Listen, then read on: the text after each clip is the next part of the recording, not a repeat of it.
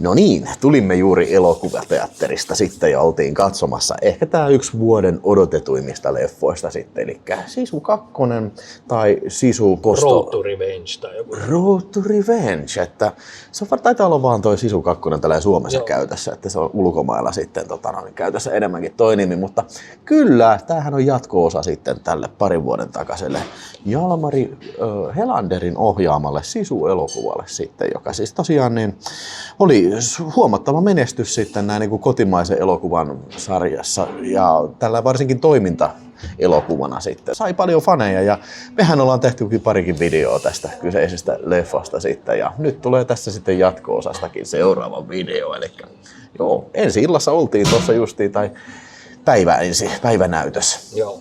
Joo. Elokuvahan kertoo siis siitä, että sota on ohi ja sitten tämä meidän Jorma Tommilan esittämä hahmo sitten menee hakemaan Karjalasta takaisin omaa kotitaloaan. Karjala takas. Joo, hänen perheään on murhattu toisen maailmansodan aikana. Ja sitten lauta kerrallaan ja hirsi kerrallaan sitten pakataan talo sitten kyytiin ja lähdetään viemään takaisin Suomen puolelle kyseistä taloa. Ja no, hänen perheen murhaajalla hän jäi sitten vähän hommat kesken. Ja hänet vapautettiin, että hoitaakseen tämän tehtävänsä loppuun, eli saada tämä Jorma Tommilan esittämä hahmo sitten, niin kuin mä en muista tätä nimeä oikeasti, mä oon vitu huono nimien kanssa. Aatami. Jota esittää siis Stepe Lang. Yes. Ja hän lähtee sitten tämän perään ja sen jälkeen alkaa tulla eri chaptereita. Suomeksi sanottuna hommat alkaa rankkenee. Vastustaja kovenee. Joo, tässä voisi sanoa, että niin, tässä oli rekkakenttä, sitten oli lentokonekenttä ja sitten oli sukelluskenttä ja sitten oli junakenttä. Panssarivaunukenttä myöskin. Kyllä joo, että toiminnan määrässä ei ole kyllä kitsasteltu, että ihan samaa luokkaa kuin ensimmäinenkin, joskin ehkä vähän monipuolisempi. Kyllä. Voisi sanoa. Joo, ja tässähän nyt oli venäläiset sitten vastustajina, mikä mun mielestä on ihan hyvää vaihtelua sitten, ettei aina näitä väsyneitä natseja sitten. Niin, ja ajankohtaista. Ja ajankohtaista kyllä joo. Ja siis tässähän ollaan Neuvostoliiton puolella, eli Karjalassa. Joo. Ja sieltä ne tosiaan niitä hirsiparruja meinaa tuoda. Ja ihme kyllä, että kyllä ne hyvin ne hirret pysyy messissä kaiken tämän tohinan keskellä. Kyllä joo. Uppoavat hirret, niistä tehdään lauttaa ja tämmöistä sun muuta. Tää jatkaa ihan supermies, joka siis ihan käsittämätön soturi. Joo, ja siis jos mietitään sitä, että ensimmäisessä Sisussa niin se oli supermies, niin tässä se on mun mielestä viety jo enemmän ihan nextille levelille. Ja siis musta tuntuu, että tää on vähän ehkä jopa komedia. Alkaa olla. Tiedätkö, siis tää tuntuu, että tää on paikkoja semmonen keljukojootti. Tiedätkö, semmoista huumoria, että okei, lentää raketilla.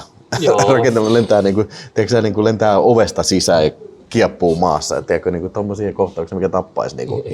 Ja sitten se kun ensin tuli lasinsiru selästä sisään ja sitten tuli vielä rotanloukku. Niin... mulle tuli Frank Drebinin sekoilut siinä. Sitten jo alastomanaiset huumorit. Kyllä tää oli enemmän kieliposkessa tehty kuin Kyllä musta tuntuu, että tässä oli selvästi ymmärretty se, mikä ykkösessä viehätty ja viety se eteenpäin, se estetiikka. Siis tää on tosi simppeli elokuva, kuten ensimmäinenkin. Mutta ehkä jopa vielä simppelimpi. Ja siis ensin paetaan, sit jäädään kiinni ja sit paetaan taas. Tässä ei mitään, absoluuttisesti mitään muuta sisältöä tässä elokuvassa. Tämä on mun mielestä ehkä samalla aikaa. Tämä on sekä filmin vahvuus että myös se vähän heikkouskin. Eli siis voisin kuvitella, että tämä on helppo markkinoilla ulkomaille, kun tässä on koko ajan aina joku uusi toimintatilanne, eikä tässä ole kauheasti juonta. Mutta toisaalta taas sitten tästä puuttuu se semmoinen uutuuden viehätys sitten. Tähän siinä on se ekahan sen vei. Niin, että tässä ei ole enää sitä uutuuden hohtoa, että periaatteessa jos tykkäsit sitä ekasta, niin tää on ihan sama kama. Siis sä tiedät mitä on tulossa, niin sanotusti, että sen ekan on nähnyt. Niin. Joo. Eli tää käytännössä jatkuu suoraan siitä. Kyllä. Mutta tässä on vaan lyöty yksi pykälä lisää toiminnan kohdalta, ainakin mun mielestä. Joo. Ja sitten myöskin veren määrässä 1 pykälä lisää. Joo, ja siis tää ei kyllä pitele yhtään aisoissa mitään, niin kuin, että meno on entistä hullumpaa ja siis äijä kaatuu kuin raatteen tielläkin konsanaan kyllä, niin kuin, että siellä niin kuin pistetään ryssää halkipoikkia pinoja ja siis oli hyviä highlightseja. Ehkä mun suosikkokohtaus kaiken tämän niin kuin tauhkan keskellä oli kuitenkin se, missä se hiippaili siellä, tiedätkö, siellä vaunussa, missä niitä sotilaita nukkui. Ja siinä tuli vähän tämmönen, siinä tuli oikeastaan ainoa kohtaus, tuli vähän niin kuin jännitystä, tunnelmaa niin kuin siinä. Mulle taas oli se, kun sitä kidutettiin ja sitten se oli piilottanut, Piru Piakoinen oli piilottanut puukon reiteensä, että suoraan saatana reiden sisään. Joo. Ja sitten kun se repi sen pois sieltä, niin oli kyllä aika hienosti oli tehty, aika graafisesti sanotaan. Joo. Voisikohan tässä olla sillä, rupesin nyt vaan miettimään tässä, että voisikohan se johtua siitä, että tämä ei ole Sisu 2, että tämä on vaan Sisu, se Revenge. Niin, sen takia, että välttämättä sun ei tarvitse olla edes tietoinen, että on ensimmäinen Sisu-elokuva. Että tämä toimii, siis ihan helposti tämä toimii. Ihan omana. Ihan. Sun ei tarvitse ensimmäistä olla edes nähty pohjalla. Ei todellakaan. Ja siis ei todellakaan ole mitään juonielokuvia. Ja siis se on vähän se myös, siis huonoa siinä se, että siis kun Steven Lanki, se on tosi hyvä näyttelijä. Jorma Tommila on myös hyvä näyttelijä. Mutta kun ei tässä, tämä tarina ei anna mitään, tiedätkö, missä ne pelaisi muuta kuin yrmyilisi. Ja mä siis siinäkin kun tuli sitten tappelu, lopulta päästiin tappelemaan siinä, niin näiden kahden titaanin välillä, niin sitten en mä aistinut mitään sellaista oikeeta vihaa siinä, koska ei niillä ole ollut mitään muuta kuin se kidutuskohtaus semmoista kanssakäymistä. Se on vähän tämän tyylisten elokuvien ongelmakin vähän sillä, että siis jos puhutaan tämmöisestä yhden tilanteen elokuvista, vaikka Ride Redemption, niin eihän siinä tarvitse, tai siis oikein pääse kiinni siihen, että sillä on yhdessä yksi taka-ajokohtaus. Periaatteessa tämä on yhtä taka-ajokohtausta koko. Ja tässä oli muuten aika paljon viittauksia myös Indiana Jonesiin. Siinä. Eli pistetään moottoripyörä siihen pinnojen väliin ja se äijä lentää tällä. Ja sitten kun se roikkuu siitä edessä siinä tai siinä rekan siinä keulassa, niin aika paljon viittauksia oli kyllä tuohon Indiana Jones ja Kadonnan aarteen metsästä. Jaha, no niin, kiitoksia paljon. Kiitos.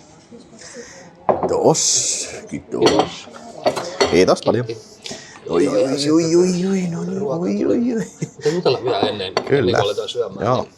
Niin ihan Rambo. Rambo? Joo, mitäs voi sanoa, koska Jalmari Helander, hän tekee uuden Rambon, että repikää siitä. Niin, että kyllä täytyy sanoa, että vaikka ei nyt mikään elokuva taiteen merkkiteoksia on, niin siis kyllä siis on ihan siis tosiaan peukut pystyssä ja siis on mielenkiintoista nähdä, että miten sitten Helanderi pärjää tuolla Hollywoodissa sitten. Joo, mä odotan, ja jos jollekin sen suo, niin Jalmari Helanderilla, että hän on tehnyt pitkän uran, sillä on pitkä amatöörilappujen uraa pohjillaan ja tosi hieno nähdä, että alkaa sitten tuottaa myös hedelmää. Esimerkiksi Sisu 1, niin todellisessa kulttimaineessa tuolla ulkomailla. Esimerkiksi muun muassa Joe Rogan on maininnut omassa ohjelmassaan Sisu-elokuvasta. Ja puhumattakaan lukuisista vlogaajista. Ja siis se, että sen budjettihan oli 6 miljoonaa euroa sen ensimmäisen ja tuotti sitten reilusti puolet enemmän. Oliko se 14 jotain. Ja tämän leffan budjetti, tämä on huomattavasti kalliimpi, eli tämähän oli 12 miljoonaa. Mä luulen kyllä, että varsinkin kun tässä on Sony on nyt levittäjänä tuolla ulkomailla, eli siis Lionsgatein sijasta, niin mä veikkaan, että ne pystyy enemmän vielä pistämään volyymiä sillä. Ja juuri sen takia, että tämä on varmaan määritelty sillä, että se ei ole kakkonen, vaan se on Sisu ja Road to Revenge, vai mikä? Ja sitten tosiaan Steven Lang saatu tähän ja ottaa huomioon, että on tosiaan Steven Langilla on tulossa joulukuussa vielä yksi iso Avatar 3 on tulossa. Ja että kyseessä on oikeasti kovan luokan näyttelijä ja kulttimaineessa. Mulla hän on aina tuossa Hardwaysta. Joo, se on ihan sika hyvä siis. Onko se rankka keikka vai mikä se on? The Hard Way, eli missä on James Wood ja sitten Michael J. Fox, niin se on rankka keikka ja The Hard Way on. Joo, siis todella loistava. Mä suosittelen, katsokaa. Siinä muuten Stephen Lang on todella hyvä. Siinä... Don't Breathissä hän on siis, mikä on niin varmaan parhaiten tunnetaan tällä hetkellä ehkä. Mutta siinä, mullakin, mä aina ensimmäisenä muistan sen Party Crasher, crash, crash, crash. se menee sinne. Erikoinen sarjamurha. joo, vitu hullu äijä.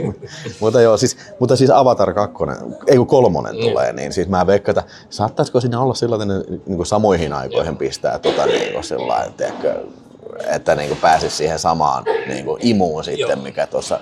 Mutta on oikeasti erittäin karismaattinen mies. Ja hienoa oli, että saatiin suomalaisen elokuvaan tämmöinen kaveri.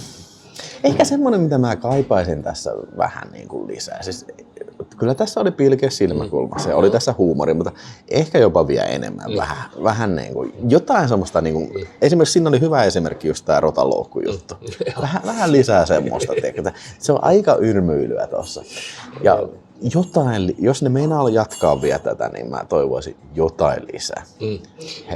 Tässähän ei sanonut siis sanaakaan. Niin. Tämä niin ensimmäisen lopussahan se sanoi, että saisiko jotain pienempiä aseteleita, niin saatana raskasta kantaa. Joo, siis tää selvästi se perattiin sitä samanlaista, mutta sitten se meni. Ei tarvitse sanoa mitään. Tommi Korpela tuli siinä lopussa sen kirvesmiesten kanssa rakentamaan hänelle uutta taloa. Mutta en mä sitä tarkoita, että niin Sisu 3 pitäisi olla niin kuin, tiedätkö, Ride 2, Ride Redemption. Niin kuin, että, siis niin kuin sanottu, siis mun mielestä tämä yksinkertaisuus on myös tämä vahvuus. Kyllä. Mutta niin kuin, esimerkiksi joku niin kuin, vitu Sisun veli tai joku tulisi niin kuin mestoille, niin kuin, tiedätkö, joo, vielä uskomattomampi äijä. Niin, lähtisi kaksistaan. Vähän niin kuin juhlajatkin on topea ja ammu. Niin, joku tämmöinen ulottuvuus siinä, niin se voisi olla ehkä tehdä poikaa. Joo, ja sitten erikseen pitää mainita myös, että tämä on Virossa kuvattu. Tämä muutamat kuvaspaikat, ihan se Kallio Seinämät, mä tunnistan, että Jokevassa on varmasti kuvattu se kohtaus.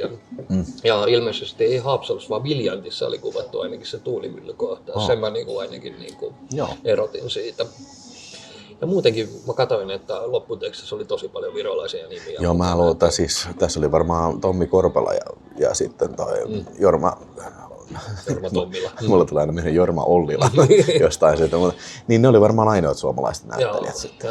Joo, mutta siis oli oikeasti siis, mä voin sanoa, että toi Jorma Tommila niin ihan mieletön karisma, ihan mieletön. Vittu mihin kuntoon se oli laittanut.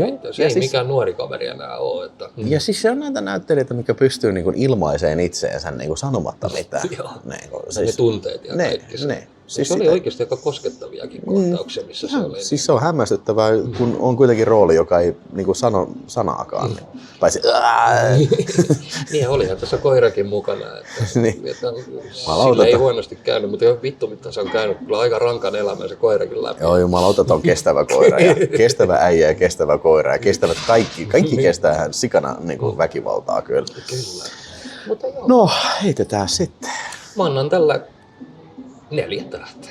Joo. Mun mielestä tämä oli 4 tähden elokuva ja siis voi sanoa, että ihan oikeasti tämä maailman niin kuin mittakaavassa niin kuin, ihan mitä tahansa leffaa vertaa toimintaelokuvaa.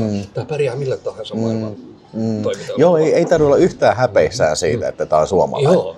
Että tämä näyttäisi jotenkin niin amatöörimäiseltä tai paskalta. Ei todellakaan. Että siis ihan niin kuin siis Hong Kong, Hollywood niin kuin on niin kuin samalla mittakaavalla. Siis varsinkin Euroopassa, Pohjoismaissa, niin ei tarvitse hävitä. Ei. Joo, ja sitten mä oon ihan varma, että Jalmari Helanderilla on valoisa tulevaisuus edessä. Jos tämä käyrä on tätä luokkaa, mitä se niin, mä siis todellakin toivon, että tämä on hyvä hitti ja mun on vaikea nähdä, että miksi tämä ei olisi. Niin, aivan. Miksi tämä ei olisi, jos tämä on kuitenkin todella pienellä budjetilla verrattuna joku vitun Marvel-paskaan.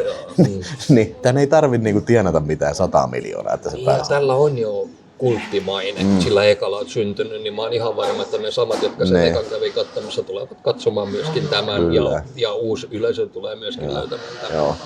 Mä kuitenkin mä annoin sille ensimmäisen 4 tähteen. Mä menen 3,5 tähteen, koska tää on vähän niin kuin, tässä ei ole enää sitä uutuuden viehdytystä ja vähän kierrättää samat ideat tässä. Ja sitten mun mielestä se ensimmäinen yhteydenotto oli vähän silleen, yhteenotto oli silleen vähän pikkasen hengetön, mutta mä kuitenkin sain 4. Itse sain 4.